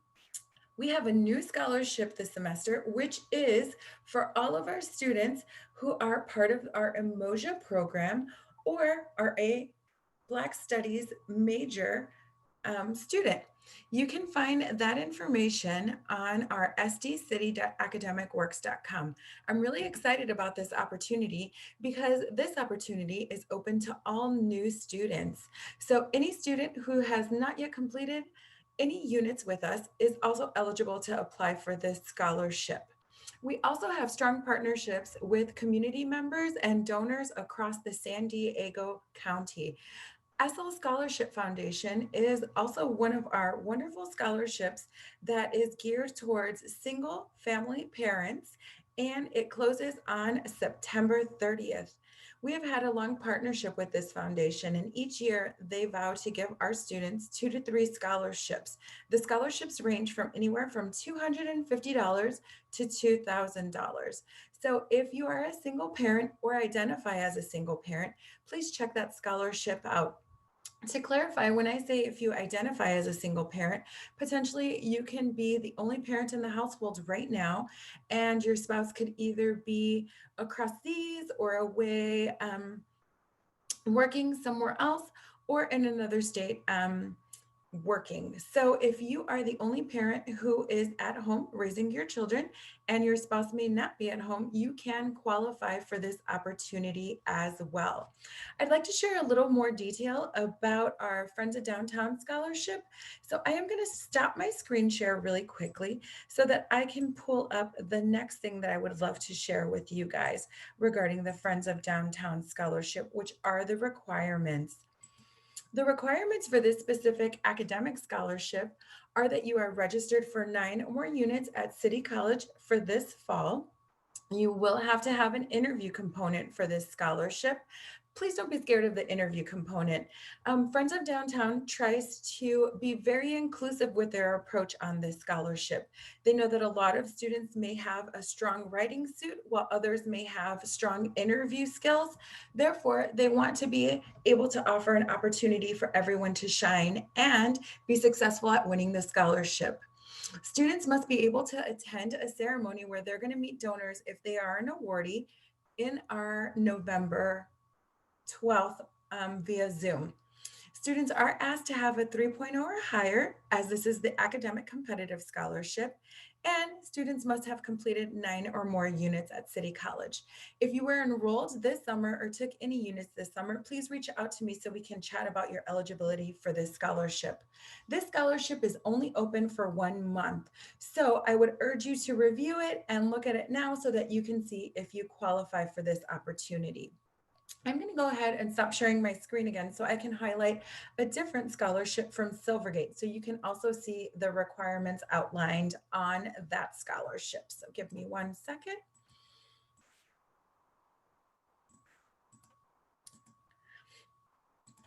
Our Silvergate Scholarship was created recently by stakeholders and donors at Silvergate Bank. This scholarship opened on August 17th and will close on October 4th. Students must be pursuing an associate's degree in Black Studies or a different major, should be part of Umoja to be given priority for this scholarship, must also have a 3.0 or higher. The 3.0 can also be from your high school or from a different university if you attended a different school. You can reach out to me via email to ask specific questions about uploading a document that would prove your GPA. You must also be enrolled at a minimum of 6 units at City College. That's just 2 classes for this semester. So this is a great opportunity for any and all students who fit and meet these requirements. Silvergate reached out early on this summer to try to create a unique opportunity for City College students who may be struggling throughout the pandemic and also maybe struggling with other challenges that have come up this year.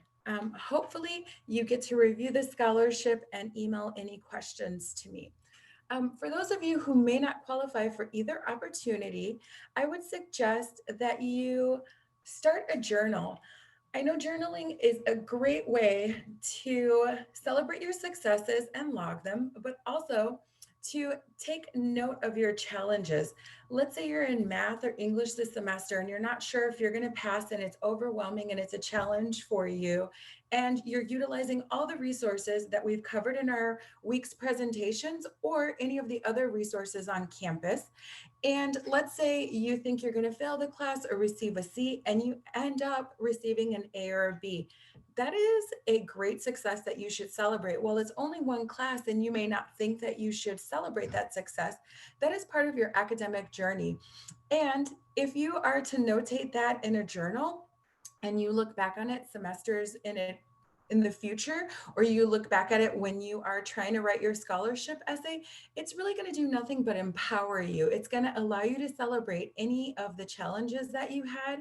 And also it's going to remind you of how far you've come from the beginning of your academic journey. I always feel that it's important to take notes and write anything about your academic journey or your career so that you can go back 1 year later, 6 months later, 3 months later, and reflect on all the growth that you have done. Sometimes we get caught up and we think that only huge successes need to be celebrated, or that we should only notate huge successes in our scholarship essays. That's untrue. Most of our donors want to see a student who is resilient, continues to fight, continues to achieve their goals, and continues to go after them no matter what roadblocks they have standing in front of them. So please be sure to do that if you are not eligible for any of the scholarships that we have shared today. I also do scholarship workshops throughout the semester. I will be posting those on our scholarship website as we move closer to our next academic scholarship cycle. Our next scholarship cycle will always start on December 1st and typically closes on the last Friday of every February. When we kick off those scholarships, we have 42 or more scholarship opportunities uniquely designed for our San Diego City College students. We have both major community involvement as well as academic achievement scholarships for our students. And we really, really work hard to bring in more donors to support our students. If you paid attention to our financial aid presentation, you will see that financial aid covers some of the cost to go to our school. If you start to utilize scholarships when you are at a community college, you will start saving your financial aid so that when you transfer to a four-year university, you have a lot longer to attend a four-year university because your financial aid will have been placed on hold and you will have accumulated more throughout the time if you are using scholarships. Our scholarships can help you pay for books. They can help you pay for any other expenses that you might have. Let's say you are a first semester student and have an old laptop and you want to purchase a new laptop. Applying for a scholarship is a great way to get that laptop without having to spend money out of your own pocket. These scholarships are $250 to $1,000. I know that when I was a college student, $250 was a lifesaver, and $1,000 can definitely be stretched and cover a lot more. One of the other things I want to draw your attention to is outside scholarships. I've highlighted our scholarships here on campus for all of our students, but we also have some great resources in San Diego that allow our students to have more scholarship opportunities. The San Diego Foundation is one of the largest scholarship foundations, and they award over 180 scholarships to students across San Diego County. So if you are an incoming student this semester, you can start the application for these scholarships come December. We usually have the same time frame for the San Diego City College scholarships as the San Diego Foundation scholarships. We found that this helps students apply for multiple scholarships and throw their hat in the ring to be eligible for many more scholarships. Some of the scholarships at the San Diego Foundation come with restrictions, meaning they can only cover books, tuition, and fees, but some do cover housing costs. When you're applying for these scholarships, make sure that you're reading all of the qualifications and requirements needed to apply. San Diego Foundation does allow students to apply for any and all scholarship opportunities, but also always wants them to meet every single requirement. If you have younger brothers or sisters, or brothers and sisters or family members who are at a four-year university or attending grad school, San Diego Foundation is going to be the key to getting that funding for our scholarships. They definitely pledge to support anyone from $250 all the way up to $5,000. So this is a great website to keep in mind when you are looking for outside scholarship opportunities. Other outside scholarship opportunities are going to come from supporters across campus. We have a lot of unique scholarship opportunities for our students. During the holidays, we get a lot of community members reaching out to us to ask us how they can help our students and what they can do to support them through their academic journey.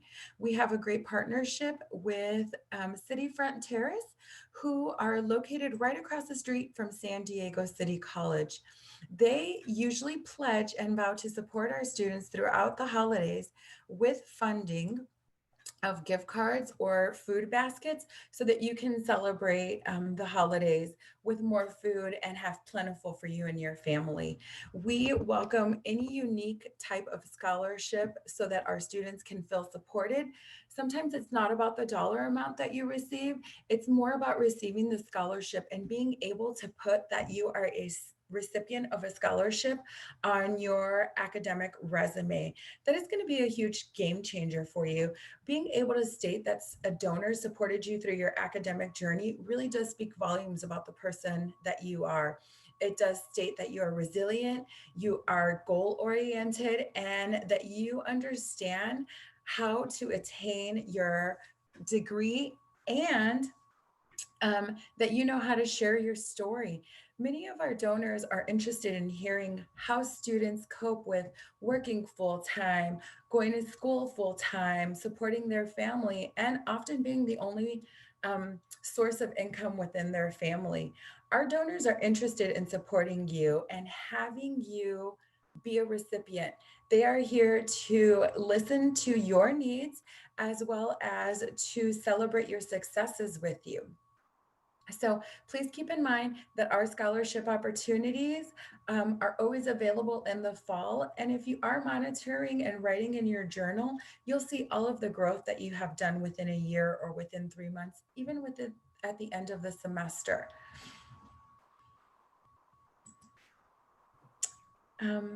I have a little more time, so I'm going to talk about a little bit of the opportunities that come out of our Student Affairs Office. The Student Affairs Office is very important on campus because we create student life, and my scholarship office just happens to be part of Student Affairs. A lot of our Student Affairs programming go hand in hand with supporting students applying for scholarships. For instance, our scholarships usually ask that students have some measure of community involvement or give back to their community in some way, shape, or form. A lot of our students do not have time to do this since they are working full-time jobs and are the sole provider for their family. So we within the Office of Student Affairs provide opportunities during the week of service for students to give back to the community. By participating in one of our week of service events, you are accumulating hours to give towards those community hours and use them towards your scholarship essay and state that you have given back to your community via the Office of Student Affairs. Other great things that are coming out of the Office of Student Affairs are food distributions, as well as ASG, and also our club ICC, Interclub Council. So we have a lot of student life coming out through our office. Even in these different times, we meet via Zoom and we still tend to business as usual. It looks like we might have a question, or it may be the next person's time to chat. So what I'm going to do is I'm just going to go ahead and quickly share my screen so that you can have my information. If you would like to get a hold of me or do not feel confident in emailing me, you can definitely give us a call at 619-399-3159. Please allow 48 to 72 hours for us to respond. As always, email is going to be the easiest way to get a hold of me and to get the quickest answers. So please don't hesitate to email me at sramirez003@sdccd.edu.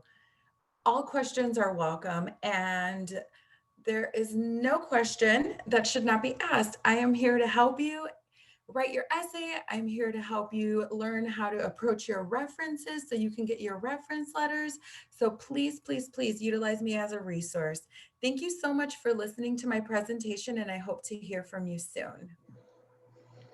Sylvia, thank you so much for a phenomenal presentation on scholarships and covering some of the information about our Office of Student Affairs.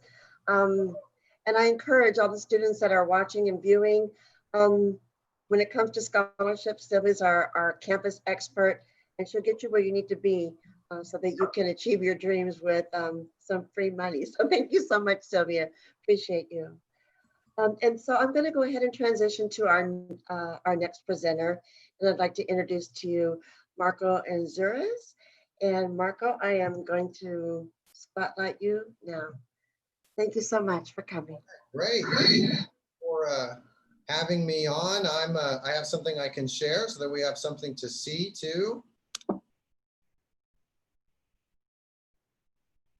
All right. Well, I'm here representing health, exercise science, and athletics. And my name is Marco Anzures, but Coach Marco works.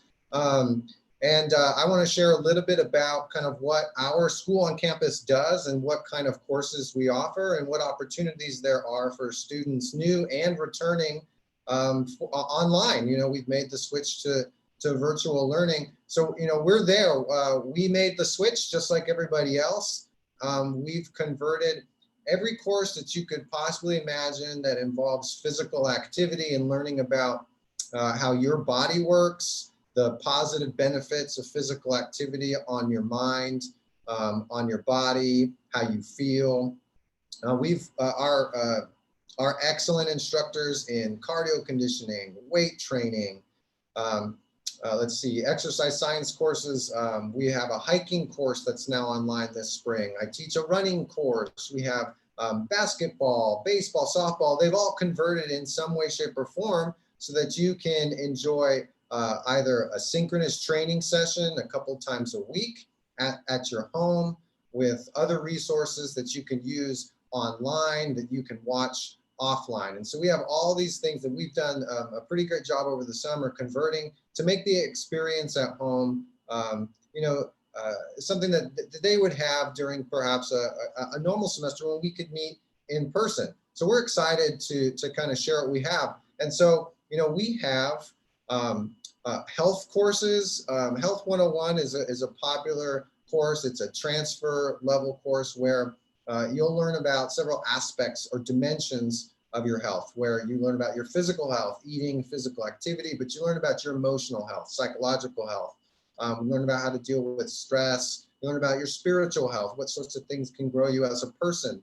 And so we really look at the whole person there, and it's focused on making behavior changes. And so you'll learn how to pick and notice positive, negative behavior changes, and your instructor will help you develop a plan to change those behaviors, how your behaviors affect your health and the people around you. And it also, we can kind of look at other aspects of health that impact us, like our environmental health and health disparities in our communities, maybe amongst what are health differences between men and women, what are health differences in our communities based on ethnicity. We can tie those to the areas around us in our communities in San Diego.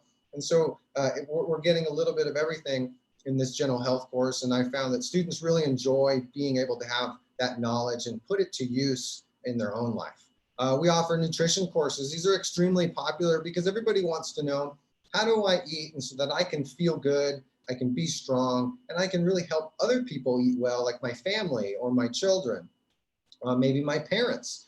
So we have two different nutrition course offerings online, really popular, and they fill up, but we take every student that is available that wants to take a nutrition course. There's a nutrition certificate that you can earn, a transfer degree in nutrition that you can earn. And so if that's something that you're interested in, maybe take biology or chemistry and you're interested in things that you eat, this is also a great class to take. We have fitness courses. So I listed some of those before, but we have weight training, cardio, indoor workouts where you can, in your room, you can be on your phone in a park outside, body weight workouts, circuit training. You'll learn how to take the pandemic as it is, and if you're stuck at home and maybe you don't have a lot of time, we've developed courses that you can take them on the go and you can work on being active. And that's been really challenging now that everything has changed.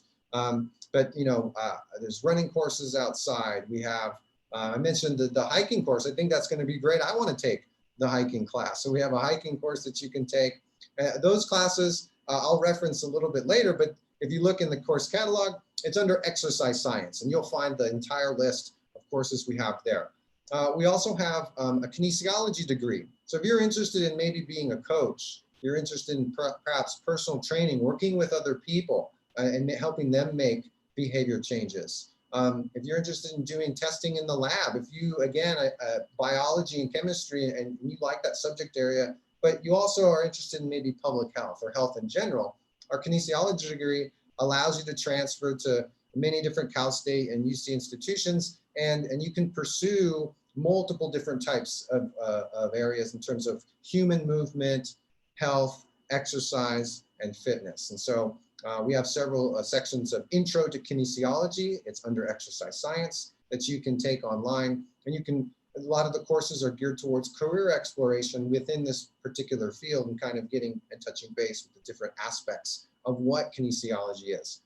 We also have athletic teams and courses that you can take. So if you're not interested in being on an intercollegiate team and competing, we do have athletic courses that are also online too. Work on skill development, things in like soccer, basketball. We have volleyball, beach volleyball, cross-country running, baseball. We have golf courses. So all of these things have made their way online too. And we have these offerings, and all of our teams and coaches. I'm one of our coaches. I coach women's cross country. They're all taking new student athletes on campus. And so if you're interested, you can reach out and I'll have our Instagram handle later, and that's a great way to reach us really quickly. You can DM us there, and then we'll get you to the right coach, and they'll be able to reach out to you and touch base. Athletic teams are wonderful because our coaches really kind of build a community around their teams. They help them with looking at their course schedule and making sure that they're on track to transfer, and working closely with counseling. And so you really have a community of friends, a built-in group that really kind of carries you through your entire academic career. Focus on whatever your end goal is, a certificate program, or if it's transfer or competing at a four-year university. And so we have great teams and coaches there. Then we have a fitness specialist program. So this one, similar to kinesiology, but if you're interested in being a personal trainer, this is something that you can focus on. It's a two semester course if you take it as a full-time student, that trains you in the intricacies of what it's like to be a personal coach, working with someone one-on-one or in a group and in a physical activity environment, maybe at like a 24-hour fitness, one of the local YMCAs, could be at any local gym. And then at the end, you're prepared to take the ACE personal training certification course. So you have more in-depth knowledge, you got some hands-on learning, there's an internship with that. And so this certificate program sets you up really well to be knowledgeable in your field right away. All right, so some other things, I mentioned we're online. You have lots of different ways you can access our courses. It can be on your computer and it can be on your mobile device. Most of our instructors are offering, they offer an in-class or a real-time class. They're saving those sessions and loading them up for you so that you could watch them at another time and you can save them. And so you have many different ways that you can connect, be physically active, and have an online virtual group of people working together, trying to make positive changes, exercise changes in their life too. And so we have a class for you. I know that we do, and we have amazing instructors. You get the energy up, and it might be just you in your room, but you're gonna feel like you're in a group of people in a loud group working together.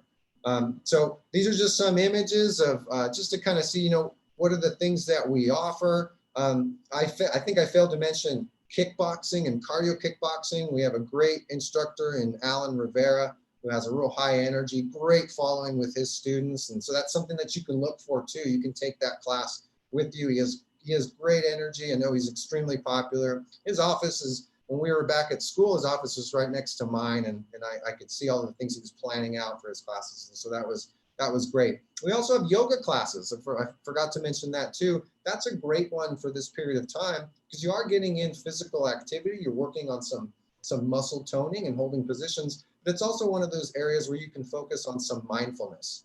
And so you can really, mindfulness is where we're kind of focusing on the here and now. So maybe you have your thoughts that are coming and going, but you're not grabbing onto them, you're letting them go. And yoga is one of these great exercises that combines this mind with body connection. And so if that's something that you're looking for, especially now, maybe we're in a little bit more of a high stress environment because things are constantly changing with the pandemic.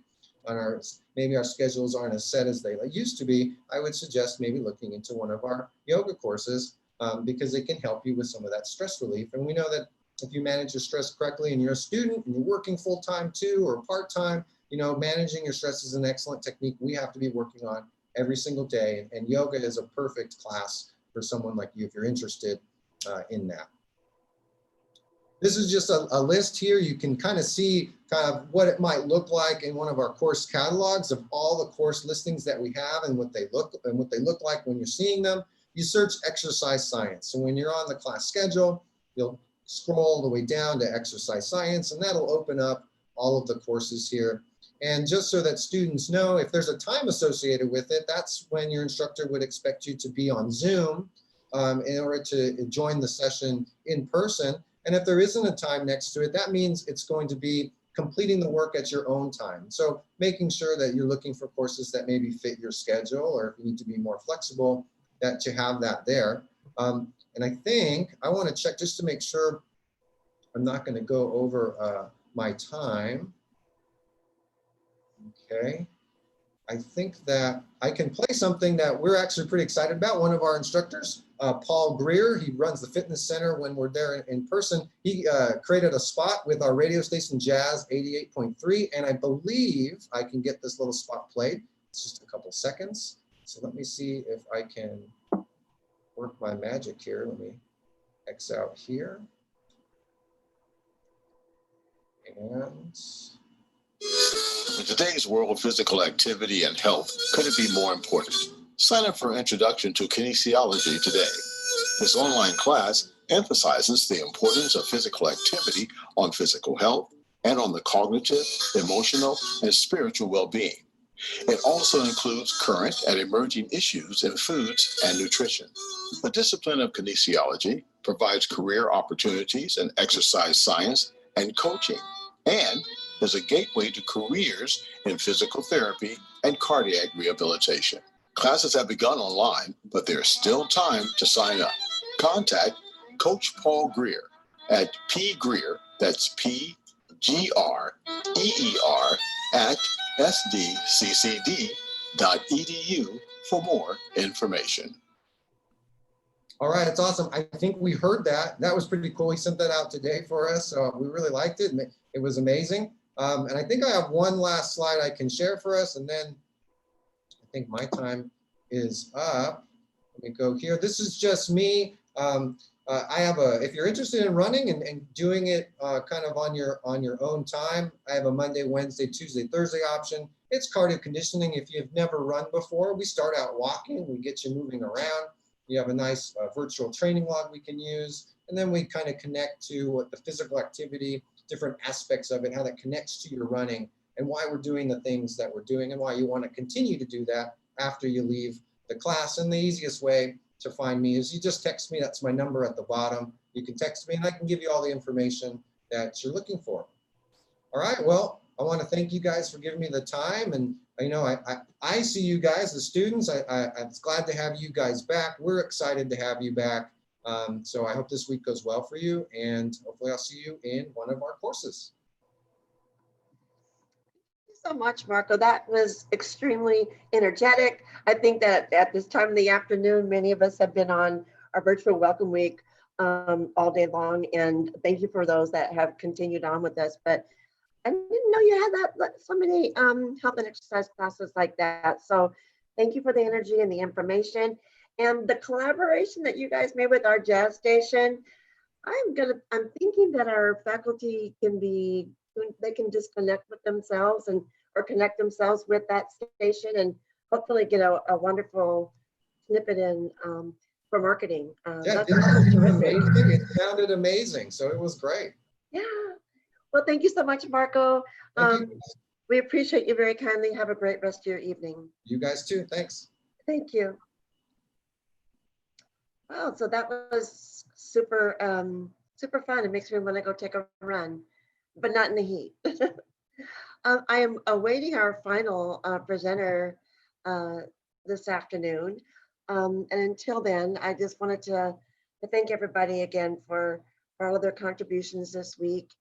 I can tell you that from my perspective, from when I was a student to be working here, what you've seen today, and if you've been watching throughout the week, this is the best group of people that I could ever even wish to work with.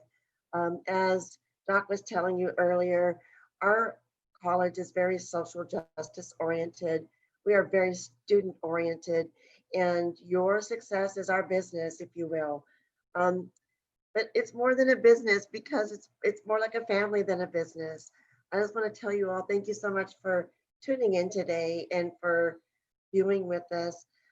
While we're waiting for our next presenter, she's going to be presenting on our Club Umoja and our program Umoja, which serves our African American and Black students. And I can tell you that it is a wonderful and very supportive program. And I wish that I had more information that I could share with you. This program is for our students is a lifeline for many of our students. The director, Ebony Tyree and Aaron Charlins, they co-direct the program together. And then we have Dr. Rob, who also does his math jams with our in connection with our Umoja program. I don't see them just yet, but if there's anything that anybody else here would like to add while we're waiting, and I'm hoping that they'll be able to still come. Perhaps there's something that's happened where they won't be able to make it, but until then, any words that people would like to say before we part?